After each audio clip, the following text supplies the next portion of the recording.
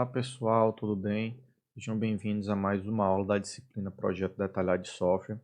Nesse conjunto de aulas a gente vem falando sobre os padrões de projeto GOF e hoje nessa aula a gente vai dar continuidade e falar um pouquinho mais sobre esses outros dois padrões, né? O padrão Strategy, que é um padrão comportamental, e o padrão Decorator, que é um padrão estrutural, certo? Primeiro a gente vai falar um pouquinho sobre o Strategy, tá? Qual é o problema que ele tenta resolver, né? Então imaginem que você tem aí uma operadora de telefonia e essa operadora ela tem diversos planos, né? Tem diversos planos que você pode aderir. Então você tem o cliente com o plano toda hora, por exemplo, ou plano noturno, ou plano final de semana, e cada plano tem as suas especificidades, tá?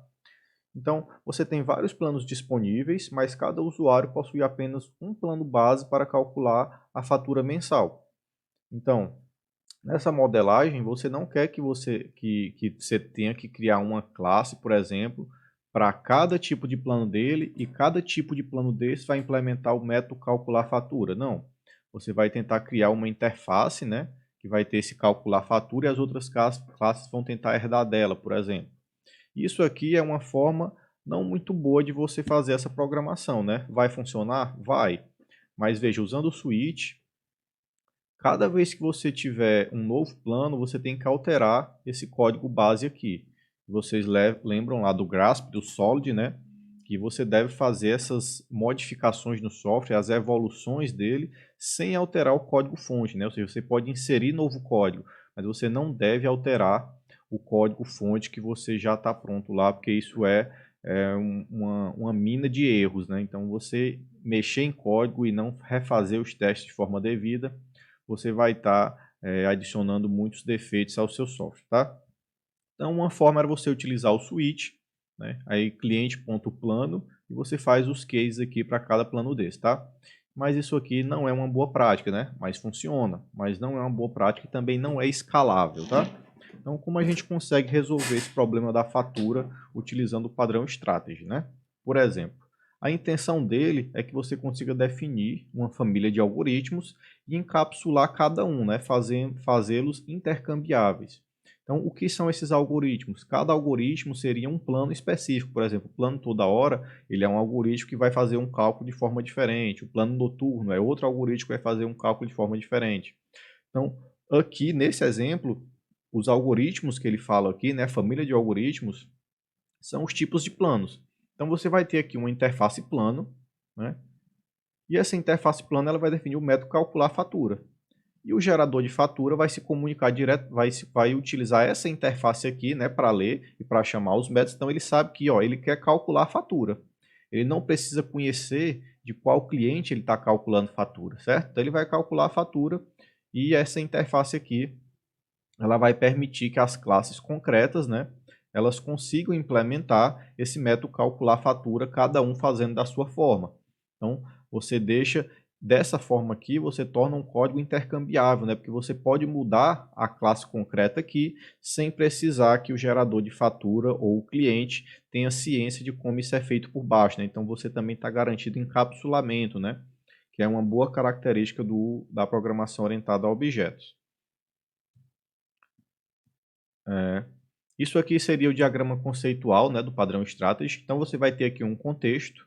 Esse contexto ele vai ativar, né, uma estratégia. Essa estratégia ela vai permitir uma interface, né, alguns métodos que você vai poder acessar, e as classes concretas é que vão implementar esse método aqui, né? Exatamente como a gente viu aqui no caso seria o calcular fatura, né? Aqui é o algoritmo, e você vai ter aqui as diversas classes concretas que vão implementar essa interface aqui que se comunica com o restante do contexto da aplicação, certo? Então é basicamente isso, esse padrão. Quem são os participantes desse padrão, né? Você tem o Strategy, que é a interface comum aos algoritmos suportados, né? Ou seja, isso aqui é o Strategy. Você tem o contexto, né, que ele é configurado por um objeto com um objeto concreto Strategy, e ele também mantém referência à interface Strategy, né, permitindo o polimorfismo, certo? E ele também pode manter uma interface para acesso aos dados pelo Strategy. E como consequência disso, você vai ter uma família de algoritmos relacionados, né? No caso lá você tem os vários planos que estão relacionados e fazem parte de uma família de algoritmos. Você evita o uso de herança, né? Você não fica preso à herança, porque você está utilizando interface vai utilizar o implements lá do Java e etc. E você tem também a eliminação de condicionais, né? Do if e else lá, por exemplo, como foi naquele caso inicial do switch, né? Que muitos programadores ainda usam aquela abordagem do switch, mesmo ela não sendo aconselhável e tendo essas diversas consequências negativas aí ao uso, tá? E a aplicabilidade desse padrão, né? Você tem várias classes relacionadas que diferem apenas no comportamento interno, ou seja, você tem vários algoritmos que eles diferem no comportamento interno, mas eles fazem a mesma coisa, né? Ou seja, resolvem o mesmo problema, né? Por exemplo, gerar fatura. O problema é gerar fatura. Como você calcula isso? Aí cada algoritmo vai resolver de uma forma, certo? Outro exemplo, você tem lá um problema de classificação de dados. Eu quero classificar os meus dados. Aí você tem vários algoritmos que fazem essa classificação dos seus dados e cada um vai fazer de uma forma, mas vai resolver o mesmo problema, certo? Você também tem uma necessidade de diferentes variações de algoritmos, né? Os algoritmos eles usam dados que classes clientes não deveriam ter ciência, ou seja, aqui você tem a parte lá do encapsulamento, né? E múltiplos condicionais usados em uma classe para garantir comportamentos diferentes, que é o exemplo lá do switch, né? Não é aconselhável você utilizar o switch, utilize o padrão strategy, né? E dentre outras aplicações, tá? E aí fica a pergunta, vocês conseguem pensar em mais aplicações desse padrão strategy? Agora que você viu como é que ele funciona, onde mais eu posso aplicar isso, né? Revise o código de vocês e tentem aplicar esse padrão em códigos que vocês já fizeram, que utilizaram o switch, por exemplo, ou que fizeram uma abordagem que tinha vários algoritmos para resolver o mesmo problema. Tenta implantar esse padrão, certo? E agora a gente vai falar do segundo padrão dessa aula, pessoal, que é o padrão Decorator. O padrão Decorator, né, ele tenta resolver a parte de você criar dependências entre objetos, né? Vamos tentar ver um pouquinho mais disso. Então, em um gerenciador de janelas, né? Quais são os tipos de janelas envolvidos? Então, imagine que você tem uma janela aqui, né? Janela do computador, por exemplo, do seu aplicativo desktop. Você tem uma janela. Essa janela tem um método lá desenhar na tela, ou seja, a janela vai ser plotada na tela do usuário, certo? Porém, isso é uma janela simples. Além dessa janela simples, você pode ter janela com o scroll bar vertical, né? Ou seja, aquela barrazinha de rolagem aqui. Você pode ter janela com scroll bar vertical. Pode ter janela com o scroll bar horizontal, né? Ou seja, aqui também quando você tem texto passando. Você pode ter janela com borda, né? Você pode ter janela com os dois marcadores, horizontal e vertical. Então vejam que aqui você teria que ter uma classe para cada coisinha dessa, né? Para cada variação dessa. E isso também não é indicado porque você não está fazendo reuso de código, né? Você está criando aqui um alinhamento aqui desses métodos aqui que não são recomendados, certo? E aqui o último seria a janela com scroll bar vertical, horizontal e com borda, né? Ou seja, você ir agregando um pedacinho de cada aqui. Então, isso não é uma boa prática. Por quê? Porque conforme forem aparecendo novos tipos de janelas, isso aqui vai crescer de forma muito rápida, né? Ou seja, vai poluir a sua modelagem, certo? E a intenção do padrão Decorator é você tentar agregar novas responsabilidades de forma dinâmica a um objeto, tá? E em tempo de execução, né? Ou seja, de forma dinâmica.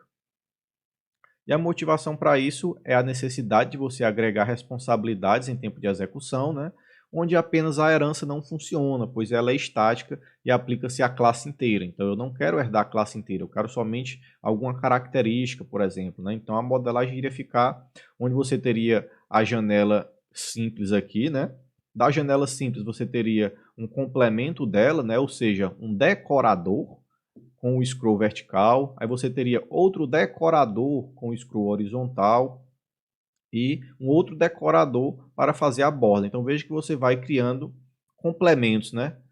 A cada nova funcionalidade você consegue reutilizar o código deles aqui, tá? Isso aqui seria um diagrama conceitual do padrão Decorator, né? Onde você tem aqui o componente, a interface do componente, né, que vai definir as operações do componente, e você tem um componente concreto que ele vai implementar essa operação aqui que é definido na interface. E você tem aqui o decorator, né? Onde o decorator vai definir essa operação, e você vai ter o decorator concreto 1, decorator concreto 2 e etc. E vários outros decorators, né? Então, imaginem que esse componente concreto A aqui seria a janela simples, né, por exemplo.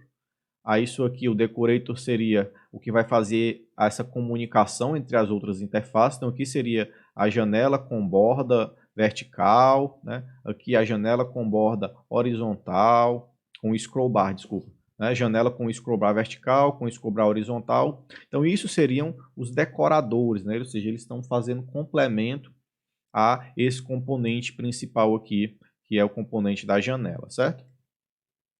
Aqui, como participantes desse padrão, você tem um componente, né, que é aquela interface, a classe abstrata, para os objetos que podem ter responsabilidades agregadas dinamicamente.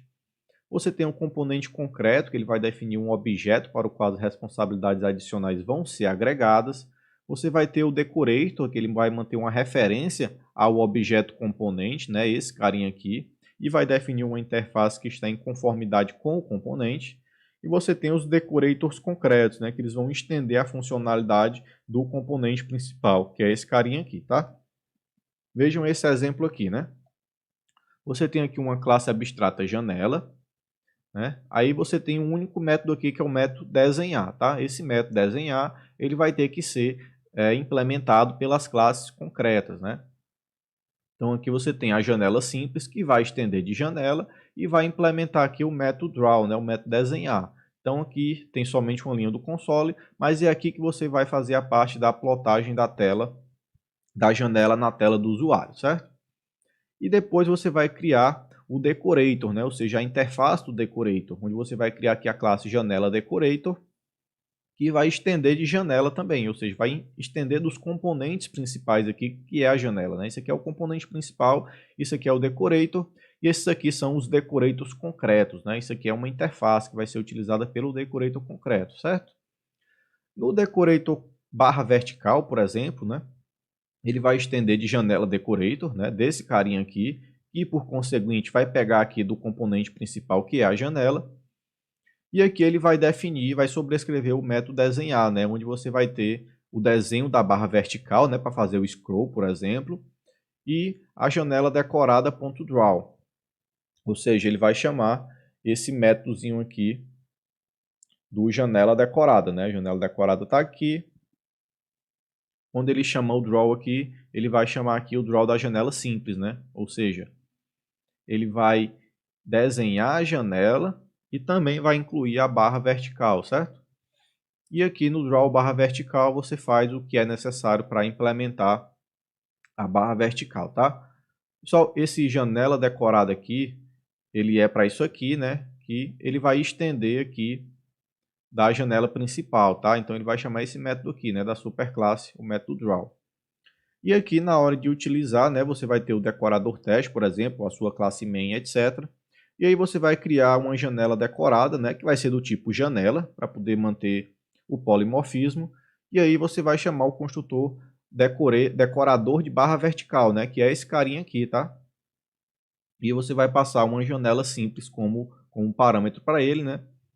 E então você vai poder chamar o método desenhar e automaticamente ele vai desenhar a barra vertical e reutilizar o método desenhar aqui da superclasse, certo? Outro exemplo, esse exemplo aqui ele é utilizado na API do Java, na Java I/O, né?